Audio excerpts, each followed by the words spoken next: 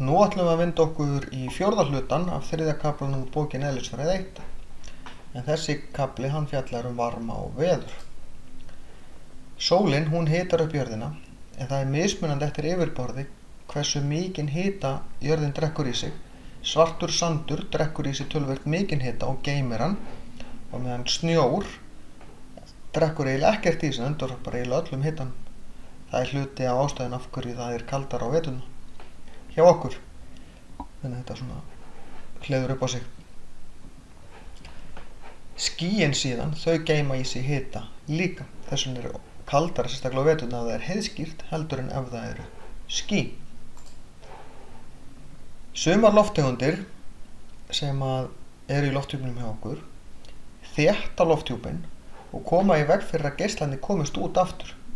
Þetta eru til dæmis koltvíoxíð, metan og vatn. Vatn er í sjálfu sér fyrirferðamesta gróðurhúsalofttegundin, en þetta gerist þannig að sólin skín hérna inn í gegnum lofthjúpinn, hringurinn hérna táknar lofthjúpinn, og hluti af þessum geislum drekkur jörðin í sig, en hluti á að endurvarpast og hefur endurvarpast hérna út úr lofthjúpnum aftur.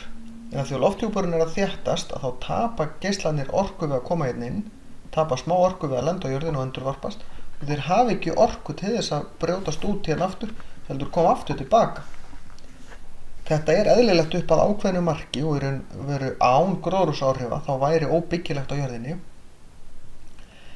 en þetta er orðið of mikið því að það er farið að hitna of mikið hjá okkur.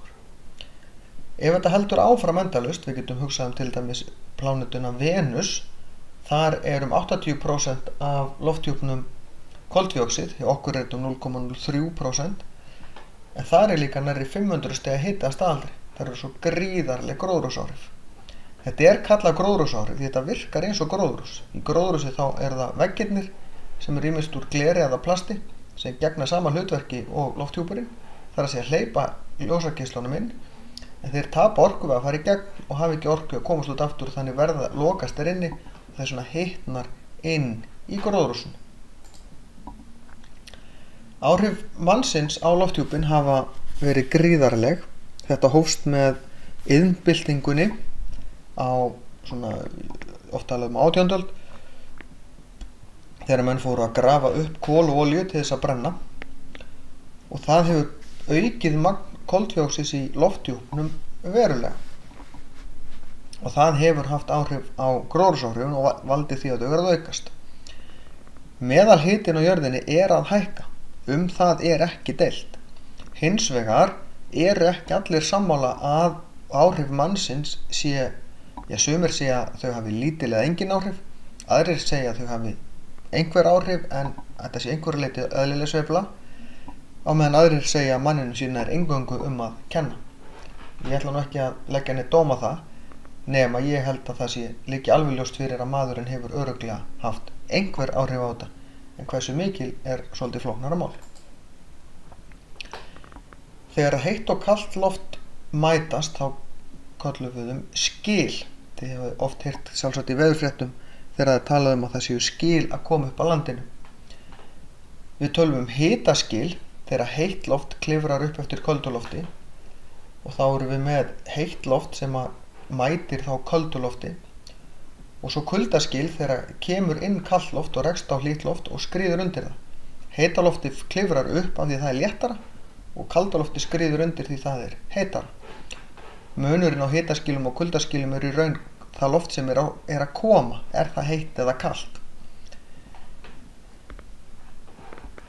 Svona skilum þá fylgir oft úrkoma og það fer eftir bara hitanum við jörð í sjálfu sér og nokkuð upp í lofthjúpinn, hvort þetta er þá rigning eða snjókoma.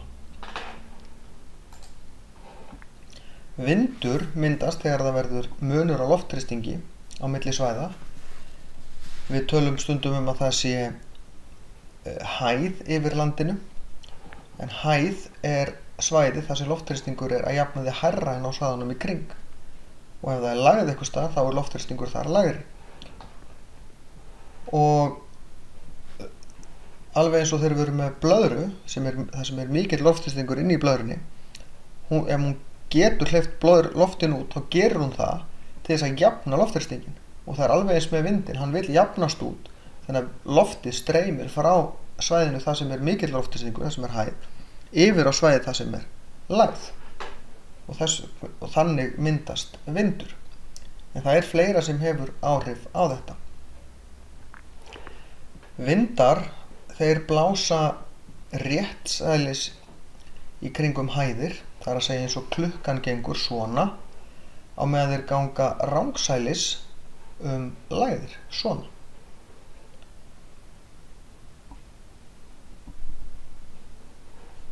Þar sem við erum með land, þar hitnar loftið meira, eins og ég talaði áðan, af því að landið drekkur í sig meiri hita heldur en til dæmis sjórinn. Og þá hitnar loftið og lyftist upp og þannig sogast inn loft af sjónum og myndar vind af sjónum. Og svona vindur á hafi, hann kallast hafgola.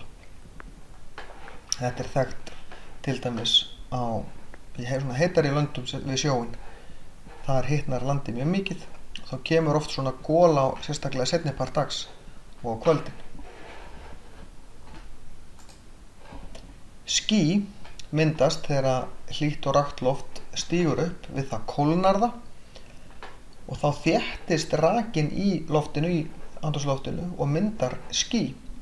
Og ef að droparnir verða of stórir, þá falla þeir niður sem úrkoma, annaðhvort rigning eða snjór, og þá fer það eftir hitastiginu hvort það er. Varmi er eitt form orku, eins og ég hef nefnt áður. Við notum til dæmis varma til þess að hita upp húsin okkar sem kemur upp með jarðvarma upp úr borholum sem við borum. Borholurnar sem við notum á höfuðborgarsvæðinu eru bæði innan borgarmarka Reykjavíkur. Þær eru á Nesjavöllum og upp í Mosfellsbæ. En 90% af öllum húsum á Íslandi eru hituð upp með jarðvarma. Og það hefur gríðarleg áhrif á Íslandi að við notum ekki aðferðir til þess að hita upp húsin okkar sem valda gróðurhúsaáhrifum. Eins og til dæmis er gert í mörgum öðrum löndum þar sem menn nota rafmagn eða jafnvel gas eða olíu. Rafmagn er því jafnvel framleitt í orkuverum sem að brenna jarðefnaeldsneyti, kolum eða olíu. En hér notum við bara jarðvarmann beint og það er mjög umhverfisvænt í sjálfu sér. En varmi er mælikvarði á orku, hann er mælikvarði á hvað sameindirnar eru á mikilli hreyfingu og eftir því sem að hreyfingin er meiri fáum við meiri varma. En þetta er líka mælikvarði á orkuna, þannig að þó við séum með til dæmis vatnsglas og baðkar bæði með 40 stiga hituvatni, þá er meiri varmi í baðkarinu því það þarf meiri varma eða meiri orku til þess að hita baðkarið upp í 40 gráður heldur en eitt glas. Ef við erum svo með enga hreyfingu, þá er engin varmi og það kallast alkul sem er minnsti hiti sem að getur orðið. Mínus 273 gráður á Celsius eða 0 gráður á Kelvin. En þá er þessu lokið.